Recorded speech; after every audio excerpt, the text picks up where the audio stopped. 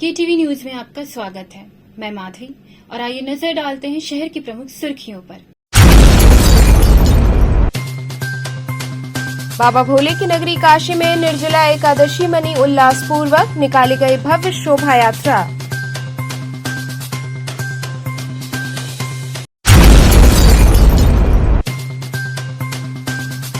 बकरीद के पर्व पर शहर की तमाम मस्जिदों और ईदगाहों में मुस्लिम बंधुओं ने अदा की नमाज, जानवरों की हुई कुर्बानी।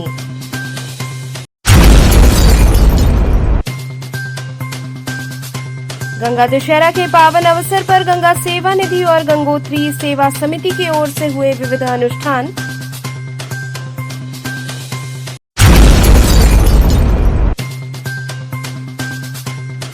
और श्रीमद् भागवत कथा के चौथे दिन भगवान श्री कृष्ण के जन्मोत्सव की रही धूम। अब खबरें विस्तार से। बाबा भोले की नगरी काशी में निर्जला एकादशी उल्लास पूर्वक मनाई गई। इस अवसर पर भव्य कलश शोभा यात्रा निकाली गई। श्री काशी विश्वनाथ वार्षिक कलश यात्रा के बैनर तले निर्जला एकादशी पर कलश शोभा यात्रा निकाली गई। निर्जला एकादशी के अवसर पर श्री काशी विश्वनाथ कलश यात्रा का भव्य आयोजन किया गया। निर्जला एकादशी पर्व पर प्रतिवर्ष की भांति इस वर्ष भी राजेंद्र प्रसाद घाट से 151 महिलाओं ने सर पर कलश रख कर शामिल हुईं। डमरू, शंख सहित बाजे गाजे के साथ बाबा की जय जयकार के उद्घोष के साथ कलश यात्रा में हजारों भक्तों की उपस्थिति रही। यह यात्रा विभिन्न मार्गों से होता हुआ श्री काशी विश्वनाथ धाम तक गया, जहां लोगों ने बाबा का विधिवत पूजन अर्चन किया। कलश यात्रा के साथ नाचते और गीत गाते हुए लोग चलते रहे। महादेव व मां पार्वती की झांकी भी सजाई गई थी। साथ ही विशालकाय नंदी सभी के आकर्षण का केंद्र रहे। इस दौरान झांकी के साथ चल रहे श्रद्धालुओं ने हर हर महादेव के जयकारे लगाए। इस मौके पर मुख्य रूप से राज्य मंत्री डॉक्टर दयाशंकर मिश्र सहित समिति के सदस्य शामिल हुए।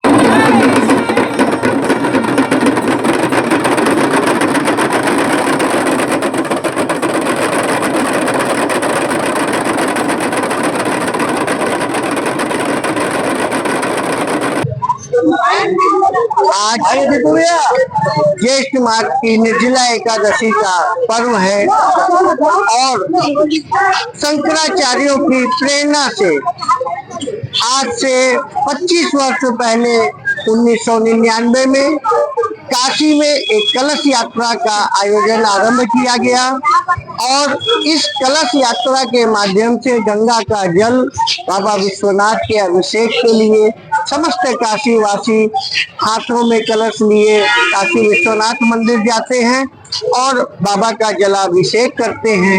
आज निर्जला एकादशी के दिन जलाभिषेक का बहुत ही महत्व है। आज सभी जनमानस जल नहीं पीता, लेकिन प्रभु को चढ़ाया हुआ जल उनके जीवन में समृद्धि और पुण्य का स्थान बनाता है। काशी में बकरीद का पर्व हर्षोल्लास के साथ मनाया गया। मुस्लिम बंधुओं ने नमाज अदा कर जानवरों की कुर्बानी दी। बकरीद के मौके पर मुस्लिम बंधुओं ने शहर की तमाम ईदगाह और मस्जिदों में पहुंचकर नमाज अदा किया। मस्जिद लाट सरैया में बकरीद की नमाज सकुशल संपन्न हुई। बड़ी संख्या में मुस्लिम बंधुओं ने नमाज अदा कर मुल्क के लिए अल्लाह से दुआएं मांगी और भाईचारे का संदेश दिया। नमाज मौलाना जियाउर रहमान ने अदा कराया।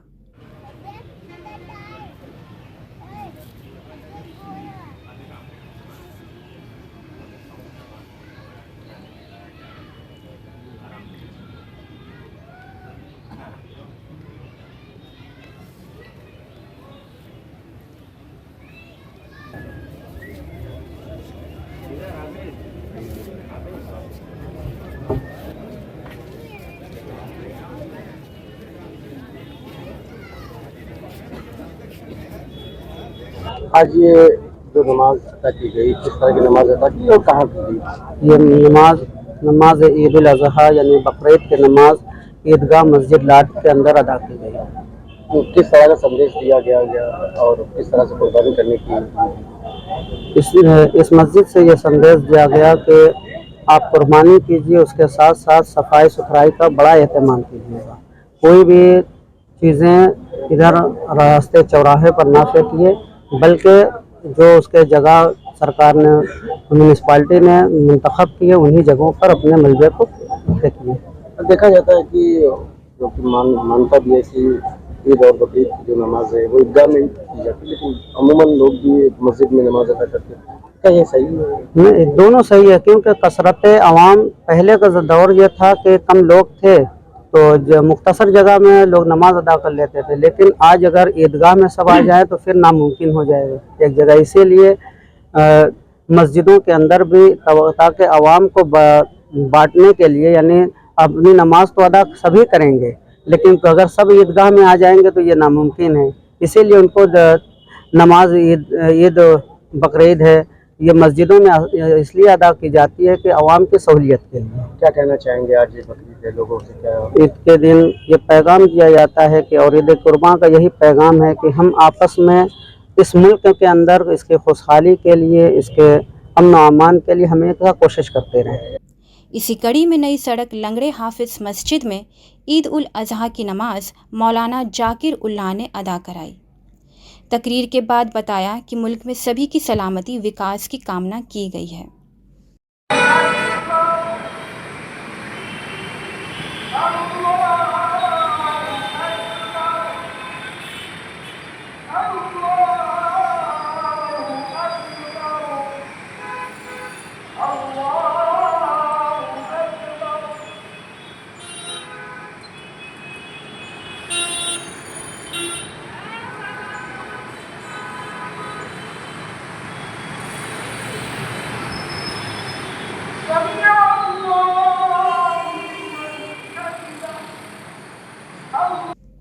इसी कड़ी में बड़ी ईदगाह काशी विद्यापीठ में बड़ी संख्या में जुटे मुस्लिम बंधुओं ने नमाज अदा की।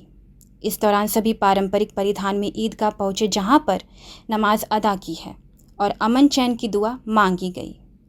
काशी विद्यापीठ ईदगाह के मुफ्ती शमीम अल अहमद हुसैनी ने नमाज अदा कराई। उन्होंने कहा कि ईद उल अजहा की नमाज अदा की गई है। इस दौरान मुल्क के अंदर अमन, सलामती और भाईचारे के लिए दुआ की गई। वहीं इस दौरान सुरक्षा के व्यापक प्रबंध रहे। सभी मस्जिद और ईदगाह के समक्ष भारी संख्या में पुलिस तैनात रही। नमाज अदा करने के बाद जानवरों की कुर्बानी दी गई। किस तरह से नमाज अदा किया गया? आज ईद उल अजहा की मुबारक त्यौहार पर ईदगाह बड़ी ईदगाह काशी विद्यापीठ में ईद उल अजहा की नमाज अदा की गई और मुल्क के अंदर अमन व सलामती भाईचारे के सिलसिले में दुआ किया गया।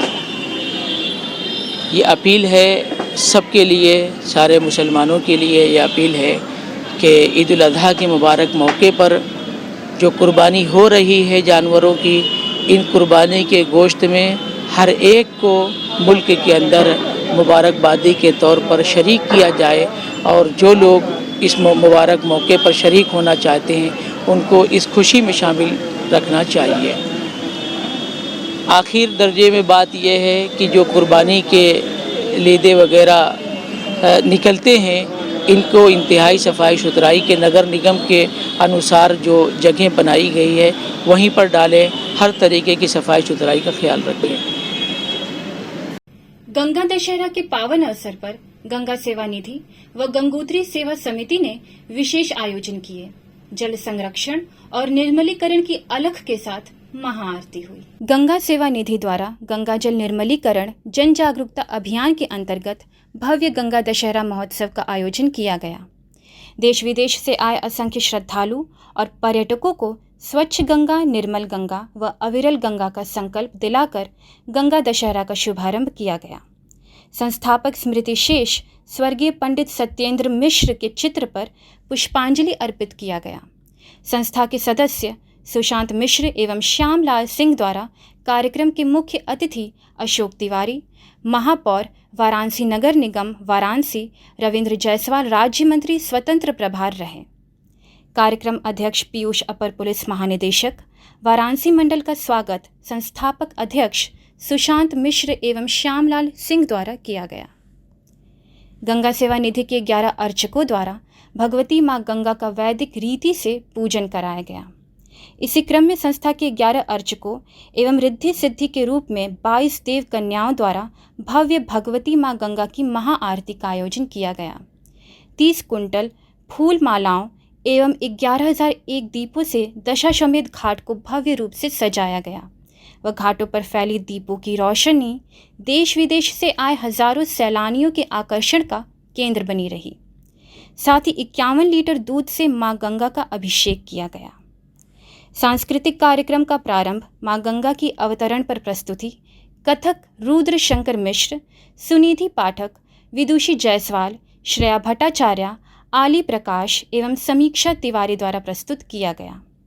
संपूर्ण कार्यक्रम का संचालन अंजना झा द्वारा किया गया एवं धन्यवाद ज्ञापन सुरजीत कुमार सिंह सचिव ने किया। सर्वप्रथम मां गंगा का वैदिक रीति से पूजन होगा, तत्पश्चात मां गंगा की महाआरती और उसके बाद सांस्कृतिक कार्यक्रम इस मंच पर होंगे। आप नृत्य और गीत का आनंद इस मंच से उठा सकेंगे। भक्तिपूर्ण प्रस्तुतियां आज यहाँ पर होंगी और भक्ति की रसधार इस मंच से बह रही है। अभी भी मैं सम्मान की अगली कड़ी में शहर के प्रख्यात मधुमेह रोग विशेषज्ञ कृपया ब्रिगेडियर साहब का स्वागत करें। मैं निवेदन करना चाहूँगा पंकज अग्रवाल जी, वाइस प्रेसिडेंट गंगा सेवा निधि से कि उनके चित्र पर गंगा के अवतरण पर काशी के गंगा तट पर गंगा दशहरा के मौके पर साक्षात देवलोक उतर आया। दशाश्वमेध घाट पर गंगोत्री सेवा समिति के तत्वाधान में जैसे ही देवी सुरेश्वरी भगवती गंगे की धुन शुरू हुई, श्रद्धालु भी मगन होकर झूम उठे। लोबान कपूर और गुगुल की सुवास के बीच अर्चक मां गंगा की आरती उतार रहे थे। वहीं दूसरी ओर रिद्धि सिद्धि स्वरूपा कन्याएं चंवर डूला रही थीं। मां गंगा का षोडशोपचार पूजन और 51 लीटर दूध से दुग्धाभिषेक कर भारत के लिए सुख और समृद्धि की कामना की गई। देश विदेश से आए श्रद्धालु और पर्यटकों को स्वच्छ गंगा, निर्मल गंगा व अविरल गंगा का संकल्प दिलाकर गंगा दशहरा का शुभारंभ हुआ। मां गंगा की अष्टधातु की प्रतिमा की विशेष फूलों से सजावट हुई। गंगोत्री सेवा समिति के संस्थापक अध्यक्ष पंडित किशोरी रमन दुबे के संयोजन में मां गंगा की महाआरती के दौरान सभी ने आत्मनिर्भर भारत की कामना की। पुण्य सलीला मां गंगा के तट पर सर्वप्रथम 11 वैदिक ब्राह्मण द्वारा पंडित सीताराम पाठक के आचार्यत्व में मंगलाचरण के पश्चात मां गंगा की महाआरती की। बतौर मुख्य अतिथि भारतीय कुश्ती संघ अध्यक्ष संजय सिंह बबलू ने भी आरती की। गंगा की महाआरती के पश्चात दशाश्वमेध घाट पर भक्तजन संगीत की सरिता में सराबोर हो गए। सांस्कृतिक संध्या के संयोजक कन्हैया दुबे की अगुवाई में डॉक्टर अमलेश शुक्ला, स्नेहा अवस्थी एवं अन्य कलाकारों ने भजनों की प्रस्तुति से मां गंगे का गुणगान किया। कार्यक्रम का संचालन नमामि गंगे काशी क्षेत्र के संयोजक राजेश शुक्ला ने किया और सभी को स्वच्छता की शपथ दिलाई। आयोजन में मुख्य रूप से गंगोत्री सेवा समिति के संरक्षक गंगेश्वर धर दुबे, कन्हैया त्रिपाठी, शांतिलाल जैन, सचिव पंडित दिनेश शंकर दुबे, संकठा प्रसाद, संजय यादव उपस्थित रहे।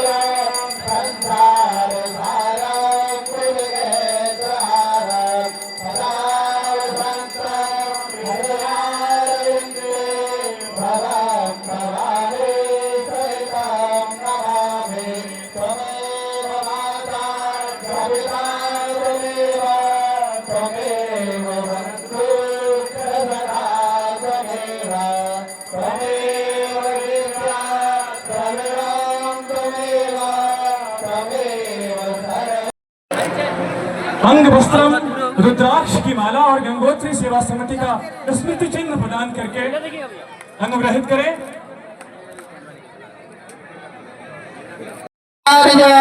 पुष्पांजलिर्मया दत्ता ग्रहाण परमेश्वरे मंदपुष्पांजलिर्शवरभयामे यानि कानि च पापानि।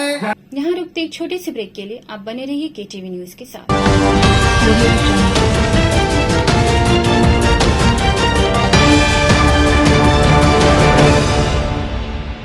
खबरों से जुड़े रहने के लिए हमारे चैनल केटीवी वाराणसी को सब्सक्राइब करें और लेटेस्ट अपडेट्स के लिए बेल आइकन को प्रेस करें।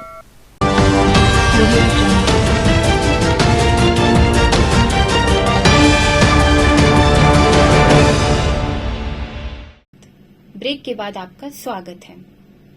श्रीमद् भागवत कथा के चौथे दिन भगवान श्री कृष्ण के जन्मोत्सव की धूम रही। कथा पंडाल भजनों और सोहर गीत से गूंज उठा। श्रीमद् भागवत कथा के चौथे दिन कथाव्यास पंडित प्रवीण पांडे महाराज द्वारा भगवान श्री कृष्ण जन्मोत्सव को पंडाल में धूमधाम से मनाया गया और संगीत मंडली द्वारा अनेकों भजन और पंडाल में उपस्थित महिलाओं द्वारा सोहर गाया गया, जिससे पंडाल में उपस्थित सभी श्रद्धालु झूमते नाचते हुए भाव विभोर दिखे। जब जब भी धरती पर आसुरी शक्ति हावी हुई, परमात्मा ने धर्म की रक्षा के लिए अवतार लेकर पृथ्वी पर धर्म की स्थापना की। मथुरा में राजा कंस के अत्याचारों से व्यथित होकर धरती की करुण पुकार सुनकर नारायण ने कृष्ण रूप में देवकी के अष्टम पुत्र के रूप में जन्म लिया और धर्म और प्रजा की रक्षा कर कंस का अंत करेंगे। यह बात नारायणपुर मिर्जापुर में चल रही 7 दिवसीय श्रीमद् भागवत कथा के चौथे दिन भगवान श्री कृष्ण जन्म का प्रसंग सुनाते हुए कथाव्यास पंडित प्रवीण पांडे महाराज ने श्रद्धालुओं के बीच कही। कथा हेमा उत्सव वाटिका परिसर में आयोजित की जा रही है। भागवत के विभिन्न प्रसंगों का वर्णन करते हुए चौथे दिवस पर कथाव्यास पंडित प्रवीण पांडे जी महाराज ने भगवान श्री कृष्ण के जन्म की कथा का वर्णन किया। इसके पूर्व कथाव्यास पंडित प्रवीण पांडे ने कहा कि जीवन में भागवत कथा सुनने का सौभाग्य मिलना बड़ा दुर्लभ है। उन्होंने राम कथा का संक्षिप्त में वर्णन किया। कथा सुनने नगर सहित आसपास गांव से बड़ी संख्या में श्रद्धालु शामिल हुए।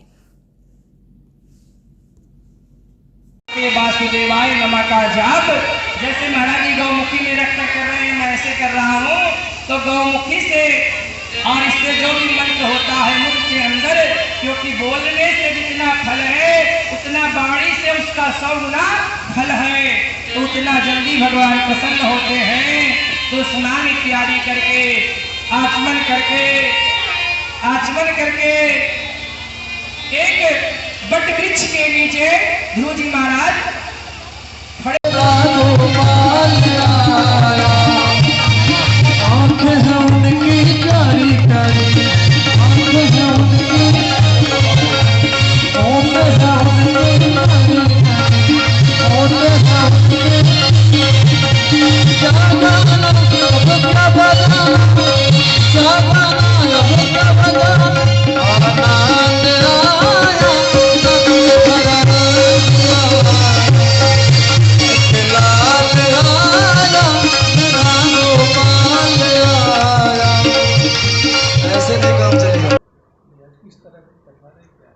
जी, आज चतुर्दिवस की कथा थी, जो कथा में कहते हैं कि भगवान अगर कभी भक्तों पे कोई कष्ट आता है तो भगवान स्वयं को आते हैं बचाने के लिए।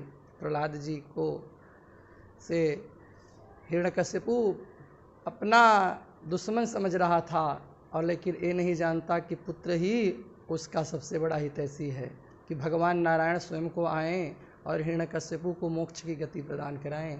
ऐसी कथाएं का वर्णन था, ध्रुव चरित्र का वर्णन था। ध्रुव जी महाराज 5 वर्ष के आयु में ही वन में जाकर भगवान के पाने के लिए भगवान का भजन किए, और जिसमें नारद जी मिले। कहते हैं कि बिन गुरु के विवेक नहीं हो सकता, ज्ञान नहीं हो सकता, तो नारद जी मिल गए तो भगवान भी मिल गए, ऐसा वर्णन था जो है। और तत्पश्चात समापन के समय में भगवान जो सच्चिदानंद भगवान का जन्म हुआ कृष्ण अवतार का, इस कथा के माध्यम में ऐसा वर्णन आया।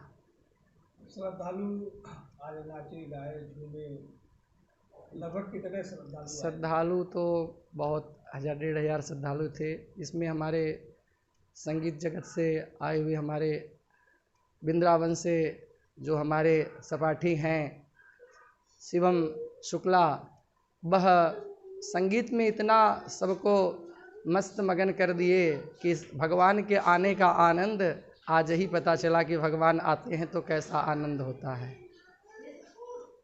चैनल के माध्यम से कोई संदेश? चैनल के माध्यम से यही संदेश देना चाहता हूँ कि सर्वप्रथम भागवत धर्म तो है कि भगवान को समझने की हम कोशिश करते हैं तो भगवान ज़रूर अपना ज्ञान देते हैं। दूसरे, गाय का सेवा करना हमारा परम कर्तव्य है, तो सबसे पहले ध्यान देना चाहिए सनातनियों को कि गौ का सेवा सर्वप्रथम पहले स्थान पे हो, दूसरे स्थान पे जो कार्य सब हो सो हो। चुनाव में अपनी भूमिका निभाते हुए बखूबी मेहनत करने वाले भाजपा कार्यकर्ताओं का सम्मान किया गया। लोकसभा चुनाव संपन्न होने के पश्चात एवं प्रधानमंत्री नरेंद्र मोदी के वाराणसी संसदीय सीट से लगातार तीसरी बार चुनाव जीतने के उपलक्ष्य में पिपलानी कटरा स्थित पैलेस में दक्षिणी विधानसभा के विधायक डॉक्टर नीलकंठ तिवारी द्वारा विधानसभा के कार्यकर्ताओं का अभिनंदन कार्यक्रम का आयोजन कराया गया। उक्त कार्यक्रम में लोकसभा चुनाव में अपनी भूमिका निभाते हुए जिन कार्यकर्ताओं ने बखूबी मेहनत कर प्रदर्शन किया, ऐसे तमाम सभी कार्यकर्ताओं का अभिनंदन किया गया। अभिनंदन स्वरूप क्षेत्र के लगभग 2500 से अधिक कार्यकर्ताओं को अभिनंदन पत्र प्रदान कर उनको प्रोत्साहित किया गया। अभिनंदन समारोह के मुख्य अतिथि क्षेत्रीय अध्यक्ष दिलीप सिंह पटेल ने कहा कि वाराणसी लोकसभा के निवासियों के लिए गौरव का विषय है कि पूरे देश में लगातार 3 बार हम लोग प्रधानमंत्री नरेंद्र मोदी जी को वोट देकर चुनाव जिता रहे हैं। उन्होंने काशीवासियों के साथ कार्यकर्ताओं से आग्रह किया कि प्रधानमंत्री बनने के पश्चात 18 जून को नरेंद्र मोदी जी काशी आ रहे हैं। लघु भारत कहे जाने वाले काशी में हर वर्ग के लोग रहते हैं। जिस प्रकार से यहाँ के लोग स्वागत करते हैं, 18 को भी भारी संख्या में ढोल, नगाड़ा, ताशा, बाजा के साथ स्वागत करें, जो अद्भुत और विलक्षण हो। उक्त अवसर पर विधायक डॉक्टर नीलकंठ तिवारी ने कहा कि प्रधानमंत्री विश्व के सबसे लोकप्रिय नेता हैं, लेकिन हमारे लिए सबसे बड़ा सौभाग्य है कि वह हमारे सांसद हैं। कार्यकर्ता अभिनंदन समारोह का संचालन महानगर उपाध्यक्ष आलोक श्रीवास्तव तथा धन्यवाद ज्ञापन महानगर उपाध्यक्ष आत्मा विशेश्वर ने किया। इस अवसर पर मुख्य रूप से क्षेत्रीय अध्यक्ष दिलीप पटेल, पूर्व विधायक जगदीश भाई पटेल, एमएलसी धर्मेंद्र राय, महानगर अध्यक्ष विद्यासागर राय, क्षेत्रीय मीडिया प्रभारी नवरतन राठी, जगदीश त्रिपाठी सहित हजारों कार्यकर्ता मौजूद रहे। आदरणीय प्रधानमंत्री जी वाराणसी के संसदीय चुनाव में लगातार तीसरी बार जीते हैं। कार्यकर्ताओं ने अथक मेहनत किया। दक्षिणी विधानसभा के कार्यकर्ताओं का हर बार आदरणीय प्रधानमंत्री जी के चुनाव के बाद एक अभिनंदन का कार्यक्रम होता है। उसी क्रम में दक्षिणी विधानसभा के सभी बूथ अध्यक्ष, बूथ एजेंट, रिलीवर, शक्ति केंद्र संयोजक, शक्ति केंद्र प्रभारी, वार्ड अध्यक्ष, वार्ड सचिव, मंडल पदाधिकारी, मंडल अध्यक्ष, महानगर पदाधिकारी एवं अन्य भी जो इस योजना में संगठन के किसी दायित्व पर रहे हैं, चौकी प्रभारी से लेकर के मतदान केंद्र प्रभारी तक का सबका अभिनंदन का एक कार्यक्रम यहाँ पर आयोजित किया गया है गंगा दशहरा के शुभ अवसर पर।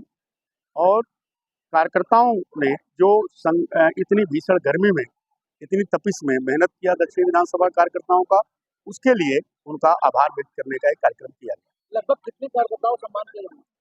लगभग 1500 कार्यकर्ताओं का सम्मान यहाँ पर किया जाएगा। और साथ ही साथ आदरणीय प्रधानमंत्री जी 18 तारीख को काशी में आ रहे हैं, उससे उनके तीसरी बार शपथ लेने के बाद प्रथम काशी आगमन पर एक भव्य स्वागत की तैयारी की रूपरेखा भी इस कार्यक्रम में तय की। बंदरगाह परियोजना के विरोध में किसान महापंचायत की गई। बंदरगाह परियोजना के विरोध में केट विलेज के निर्माण के लिए जो जमीन अधिग्रहण किया जा रहा है, उसके विरुद्ध में किसान महापंचायत की गई, जिसमें एक स्वर से फैसला लिया गया कि जान देंगे जमीन नहीं देंगे, क्योंकि यह नियम के विरुद्ध है। 70 से 80% किसान सहमत नहीं हैं। सुरक्षा अधिनियम के विरुद्ध है। न्यायालय के फैसले का इंतजार करके 16 मार्च 2024 को मार्ग निर्माण घोषित किया, उसको रद्द किया जाए। बैठक में अरविंद शुक्ला, अश्वनी सिंह, चंद्रभान, मितेंद्र प्रसाद, रवि कुमार शुक्ला सहित अन्य लोग उपस्थित रहे। उत्तर प्रदेश सरकार और भारत सरकार को चेतावनी देने के लिए इस महापंचायत के माध्यम से आए हैं कि यह परियोजना 2019 से एक्सरसाइज हो रहा है और शुद्ध रूप से वो 2013 कानून के तहत हो रहा है। 2013 न्यू कानून के तहत हो रहा है, जिसमें पहली लाइन है कि 70 से 80% यदि किसान सहमत होंगे तब तो भूमि अधिग्रहण की कार्रवाई की जाएगी। ये धारा 2(2) में है, जिसकी आपत्ति 29/10/22 को डेट वाइज 29/10/22 को बंदरगाह के किसानों ने मेरे ही माध्यम से यह आपत्ति एसएलओ के समक्ष और डीएम चंदौली के समक्ष हम लोगों ने दिया और इसके बाद उन आपत्तियों का खारिजा करने के बाद 6/5/23 को पुनः धारा 19 का प्रकाशन कर दिया इस बंदरगाह के अधिकारियों के दबाव में डीएम चंदौली और एसएलओ वाराणसी द्वारा, जिसका भी जवाब किसानों ने दिया धारा 15 में कि इन शर्तों के साथ आप नहीं ले सकते, चूँकि आपके पास कंकरीली पथरीली और जमीन जो ऐसा कि एक्ट में निर्धारित है, आप इससे उत्तर दक्षिण 2 किलोमीटर और बढ़ जाइए, आपको जमीन मिल जाएगी। उत्तर प्रदेश सरकार योगी जी दावा करते हैं कि जिसकी भी भूमि अधिग्रहण के अंतर्गत जाएगी उसको मुआवजा मिलेगा। इस संदर्भ में क्या कहना है? इस संदर्भ में यही कहना है कि योगी जी जो 2013 कानून लागू है वह मैंडेटरी प्रोविजन संसद द्वारा पारित है, उसका पूर्ण रूपेण यदि पालन आपकी सरकार नहीं कर रही है तो हम लोगों को दुख है। चूँकि 70% उस कानून में है, 80% उस कानून में है और बेघर खाद्य सुरक्षा अधिनियम उसी कानून में धारा 10 में है।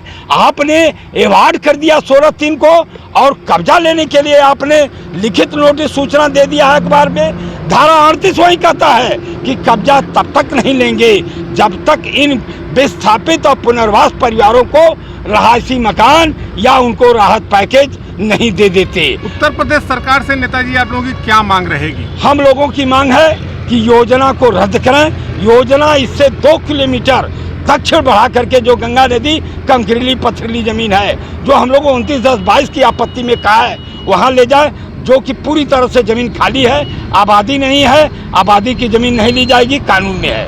अब दुख इस बात का है कि इन सारी चीज़ों को लेकर हम लोग न्यायालय में भी गए, न्यायालय ने इंस्ट्रक्शन मांग लिया। अब हाई कोर्ट के अधिवक्ताओं ने यह 70% 80% की जो सहमति की बात है उस पर साइलेंट हो गया।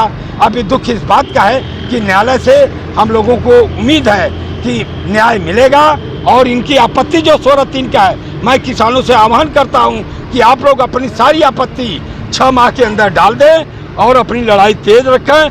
कब्जा लेने आए तो उनसे धारा 38 में कब्जा लेने की व्यवस्था पूछिए, जो कि हमने यहाँ के राजेश भाई अखिलेश भाई को आपत्ति कल दिया हूँ और हाई कोर्ट ने भी कहा है, वो 28/5 को कहा है कि बिना पुनर्वास विस्थापन 5 लाख राहत पैकेज दिए आप ये अवार्ड 16/3/24 का इनकम्प्लीट है, आधा अधूरा है। लिहाजा इन किसानों से मांग करते हैं हम लोग किसान महापंचायत में, जब तक कानून का पूर्ण रूपेण पालन न हो तब तक जमीन का अधिग्रहण की कार्रवाई उत्तर प्रदेश सरकार रोक दे और भारत सरकार इस पर विचार करे। इसके लिए संसद में भी हम लोग अपनी बात इस नए पार्लियामेंट के मेंबर के सामने उठाएंगे कि 70 और 80% का जो कानून में लिखा हुआ है उसका पालन उत्तर प्रदेश सरकार क्यों नहीं कर रही है और कराया जाए सर्वेक्षण से। यदि योजना 70% किसान कहते हैं चालू रखी जाए तब तो कानून में चालू रखा जाएगा, वरना यह योजना रद्द होगी, पार्लियामेंट से रद्द होगी। अगर प्रशासन द्वारा आप लोगों का कार्रवाई नहीं मानी जाएगी तो अगली कार्रवाई आप लोगों द्वारा क्या किया जाएगा? अगली बात बहुत साफ शब्दों में है कि उसी एक्ट में लिखा हुआ है, यदि प्रशासन हमारे साथ मुआवजा देने में धोखाधड़ी करने में गड़बड़ी करेगा तो इन किसानों से हम लोग धारा 84 के तहत FIR लाद कराएंगे, जैसा कि कानून में व्यवस्था है। अब तक नहीं था, भारत के इतिहास में पहली बार 2013 कानून में दिया है सेक्शन 84 से लेके 86 तक की व्यवस्था में इस बंदरगाह के अधिकारियों के खिलाफ और डीएम चंदौली के खिलाफ, जैसा कि हम लोग रेलवे एक्ट में मुकदमा किए हैं और उनको सजा देने के लिए कोर्ट ने कहा, हाई डिस्ट्रिक्ट जज ने कैंसिल किया, हाई कोर्ट में भी हम लोग जा रहे हैं, एक नज़ीर के तौर पर आ चुका है, मेरे पास नकल है, मैं दे दूंगा। इस डीएम और बंदरगाह के अधिकारियों के खिलाफ भी FIR किसान करने के लिए अधिकृत है। किया जाएगा। इस लड़ाई को अंतिम पायदान तक पहुंचाएंगे हम। तो चलते चलते पुनः नजर डालते हैं शहर की प्रमुख सुर्खियों पर। बाबा भोले की नगरी काशी में निर्जला एकादशी मनी उल्लासपूर्वक, निकाली गई भव्य शोभा यात्रा।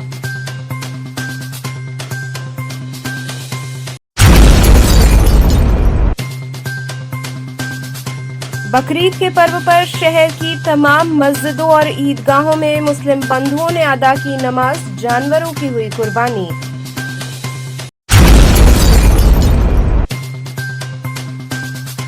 गंगा दशहरा के पावन अवसर पर गंगा सेवा निधि और गंगोत्री सेवा समिति की ओर से हुए विविध अनुष्ठान।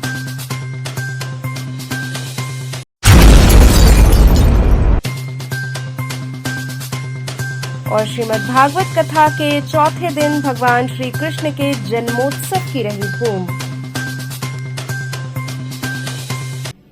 ये थे आज के समाचार। कल फिर होगी मुलाकात, तब तक के लिए नमस्कार।